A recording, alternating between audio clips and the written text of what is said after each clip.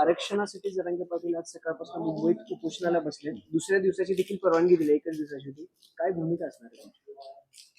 राजश्री छत्रपती शाहू महाराजांनी माझ्या पंजोबाने देशात पहिलं आरक्षण दिलं होतं 50% बहुजन समाजाला, आणि म्हणून गरीब मराठ्यांना आरक्षण मिळावं म्हणून माझा पहिल्या दिवसापासून हा माझा प्रवास आहे. मराठा समाजाला आरक्षण मिळवण्यासाठी माझा पूर्ण पाठिंबा आहे.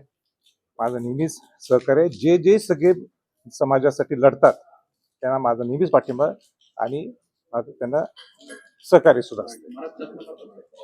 जरांगेंना पाठिंबा आहे छत्रपती संभाजीराजांचा. मग छत्रपती संभाजीराजे मुंबईला जाऊन जरांगेंची भेट घेणार, कारण हे बघा, एक मिनिट, आपलं काय ठरलं होतं? बरं ठीक आहे, परत एकदा तुम्ही चष्मा काढायला होता, काय करा, परत सुरुवात करा. आजपासून जरांगेंचं आंदोलन सुरू झालं. खरं यापूर्वी त्यांनी 3-4 वेळा आंदोलन केलेलं आहे. आपणही मागे पाठिंबा दिला होता, पण नंतर वास्तव आपण समाजाला, महाराष्ट्राला समजून सांगितलं होतं काय आहे काय नाही. तर आता पुन्हा एकदा समाज भावनिक झालाय, त्यांच्या पाठीमागे उभं राहायला. राज्यभर मुंबई जाम आहे अक्षरशः. काय आवाहन कराल समाजाला? माझं इतकंच म्हणणं आहे की आपण सगळ्यांनी समजून घ्यायला पाहिजे की पहिलं आरक्षण जर कुणी दिलं असेल तर ते माझ्या पंजोबांनी राजश्री छत्रपती शाहू महाराजांनी दिलं 50% आरक्षण बहुजन समाजाला.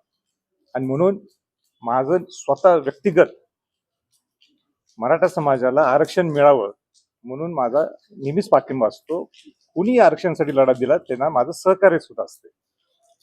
माझं इतकंच म्हणणं आहे की मनोज जरांगे पाटलांनी आणि सरकारने लवकर एकत्र बसावं आणि त्यांच्या काय मागण्या आहेत त्या मागण्या समोर याव्यात आणि सरकारने त्याच्यात हस्तक्षेप करून लवकर मार्ग काढावा हीच माझी सरकारला विनंती आहे.